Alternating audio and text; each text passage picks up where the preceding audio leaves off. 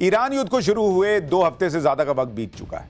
इस जंग ने सिर्फ ईरान, इजराइल या अमेरिका को प्रभावित नहीं किया, बल्कि ईरान युद्ध के साइड इफेक्ट्स एशिया पर भी पड़ने शुरू हो चुके हैं। बाय एंड लार्ज कहें तो यह युद्ध एनर्जी क्राइसिस के अलावा लोगों की कॉस्ट ऑफ लिविंग पर भी सीधा असर डाल रहा है। सबसे गंभीर बात यह है कि अगर यह युद्ध और लंबा खिंचा तो स्थितियां चुनौती भरी हो सकती। क्या ईरान युद्ध 1929 के द ग्रेट डिप्रेशन के रिकॉर्ड तोड़ देगा? जो हाल अभी दुनिया का है और स्ट्रेट ऑफ हॉर्मुज के बंद होने और मिडिल ईस्ट के तनाव के और लंबा खिंचने की आशंकाओं के बीच दुनिया की मीडिया में ये सवाल बड़े होते जा रहे हैं।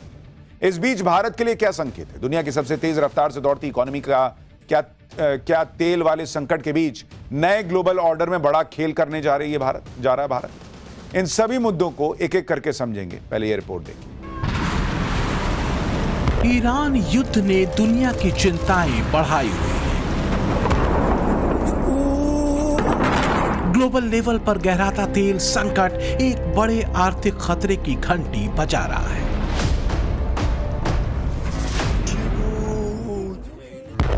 बारूद की गर्मी सिर्फ ईरान या मध्य पूर्व की जमीन और आसमान के तापमान को नहीं बढ़ा रही, बल्कि गहरे समंदर में भी तपिश बढ़ रही है।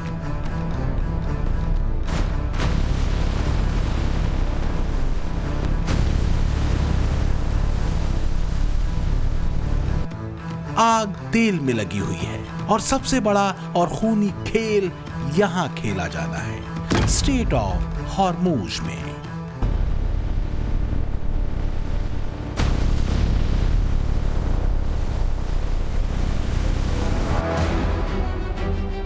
हॉर्मुज स्ट्रेट की अस्थिरता और तनाव ने एक नया खतरा दुनिया के सामने खोला है। वो ये कि ईरान के हाथ में एक ऐसा हथियार है जो पलक झपकते पूरी दुनिया की इकोनॉमी को ठप कर सकता है।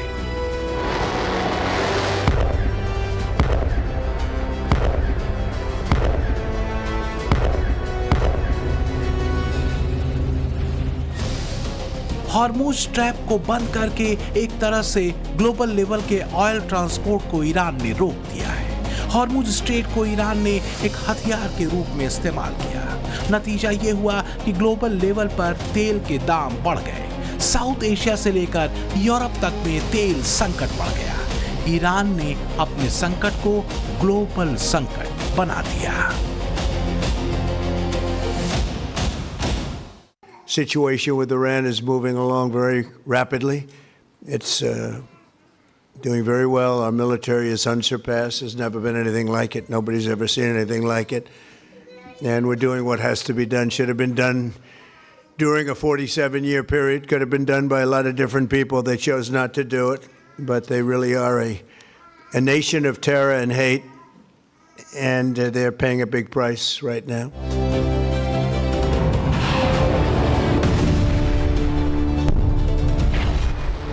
मिडिल ईस्ट की अस्थिरता का मूल्य दुनिया भी चुका रही है। दुनिया इसी संकट को झेल रही है।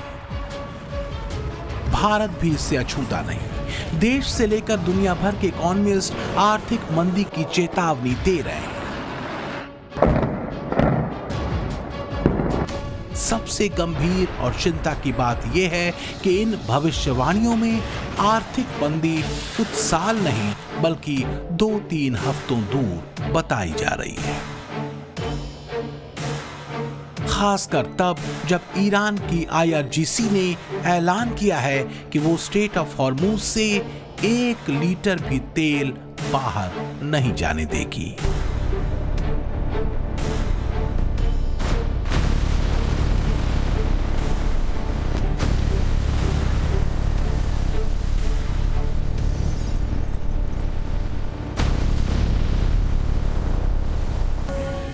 ईरान के नए सुप्रीम लीडर मुस्तफा खामेनेई का यह ऐलान सुनना जरूरी है।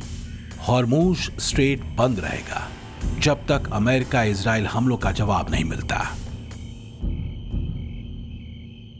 ईरान के नए सुप्रीम लीडर ने स्ट्रेट ऑफ हॉर्मुज को लेकर अपने इरादे जता दिए हैं।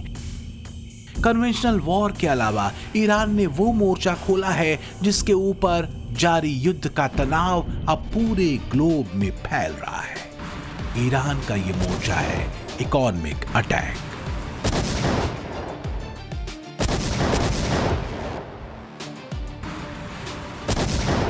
पूरे विश्व की ऊर्जा चेन को खंडित करते हुए हॉर्मुज स्ट्रेट को ब्लॉक करके। महज 33 किलोमीटर स्ट्रेच वाली straight of Hormuz global economy की वो नब्ज है जिससे होकर हर दिन अरबों डॉलर के पेट्रोलियम प्रोडक्ट गुजरते हैं।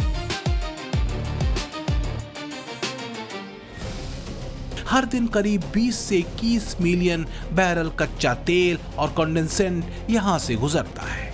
यह दुनिया के कुल तेल उपभोग का करीब 20% है। समुद्री तेल व्यापार का लगभग 1/3 हिस्सा इसी मार्ग से गुजरता है।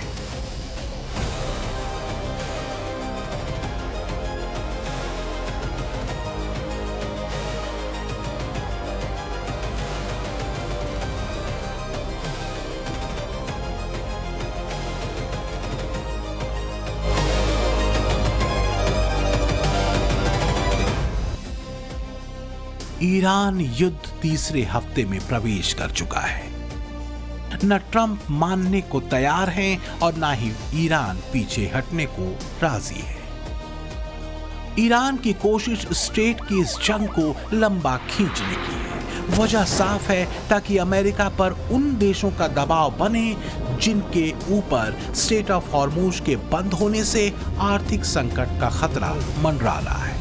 तेल संकट ने कई देशों में महंगाई के बढ़ने के संकेत देने शुरू भी कर दिए हैं। क्या ट्रंप ये बात समझ चुके हैं? ट्रंप अब इस मुसीबत का ठीकरा कुछ और लोगों को हॉर्मुज में कुदाकर उनके सिर पर डालकर निकल जाना चाहते हैं। यह सवाल इसलिए है क्योंकि ट्रंप ने सोशल मीडिया ट्रुथ पर एक संदेश भेजा है उन देशों के लिए जिनकी ऊर्जा जरूरतें और आर्थिक रफ्तार पर हॉर्मुज संकट से खतरे की घंटी बज रही है। ट्रंप ने लिखा, कई देश, विशेषकर वो देश जो ईरान द्वारा हॉर्मुज स्ट्रेट को बंद करने के प्रयास से प्रभावित हैं, संयुक्त राज्य अमेरिका के सहयोग से स्ट्रेट को खुला और सुरक्षित रखने के लिए युद्धपोत भेजेंगे। ईरान युद्ध को शुरू हुए 2 हफ्ते से ज्यादा का वक्त बीत चुका है।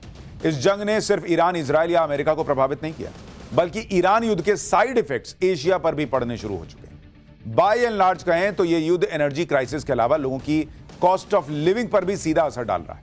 सबसे गंभीर बात यह है कि अगर यह युद्ध और लंबा खिंचा तो स्थितियां चुनौती भरी हो सकती हैं। जीरो कार्बन एनालिटिक्स की ताजा रिपोर्ट कह रही है कि हॉर्मुज स्ट्रेट के बंद होने का सीधा और सबसे गहरा असर एशिया पर पड़ेगा। ये एशिया और यूरोप में गंभीर ऊर्जा संकट पैदा कर सकता है। खास तौर से चीन, भारत, जापान और दक्षिण कोरिया इससे बुरी तरह प्रभावित है।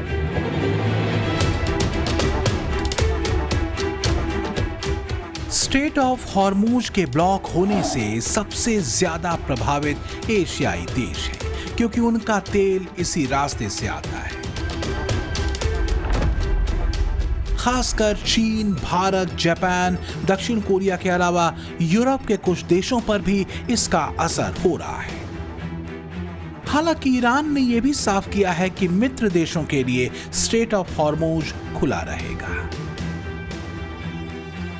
Of the people of the India is our suffering and vice versa, and for this reason governments of India help us and we should help the governments of India because we have common faith, common interest. We believe as an ambassador in India, we believe that common faith, we have common faith in the region, and for this reason all the high-ranking officials from Iran instructed the embassy of Iran in India that paved the way for the Indian government. Bharat ने पिछले 1 दशक में अपनी ऊर्जा जरूरतों को diversified किया है। सरकार के मुताबिक कच्चे तेल और ईंधन से संबंधित किसी भी हालात से निपटने के लिए भारत अच्छी स्थिति में है। भारत ने आम आदमी को वैकल्पिक विकल्प प्रदान करने के लिए केरोसिन उत्पादन में भी बढ़ोतरी की है। तैयारियां अपनी जगह। पर यह भी सच है कि वैश्विक ऊर्जा की चेन के बिगड़ने से अर्थव्यवस्था पर असर पड़ सकता है।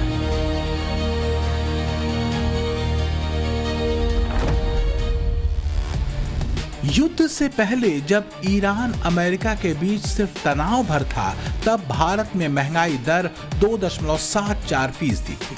फरवरी में इस तनाव के चरम पर पहुंचने पर यह बढ़कर 3.21% हो गई।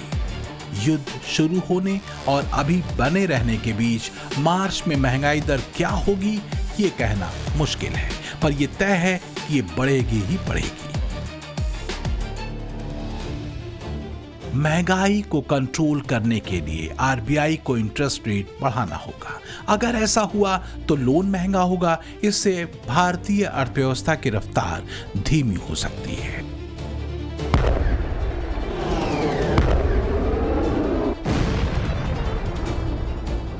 युद्ध और अस्थिरता का संकट जहां ग्लोबल इकोनॉमी को बड़े झटके का संकेत दे रहा है, वहीं तमाम चुनौतियों के बीच भारत की इकोनॉमी को लेकर कुछ अच्छे संदेश और भविष्यवाणियां भी हैं।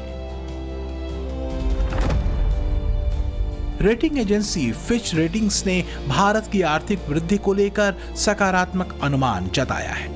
एजेंसी के मुताबिक फाइनेंशियल ईयर 2026 में भारत की जीडीपी ग्रोथ करीब 7.5% रहने का अनुमान है। मजबूत घरेलू मांग और खपत में लगातार बढ़त के चलते भारतीय अर्थव्यवस्था को सपोर्ट मिल रहा है।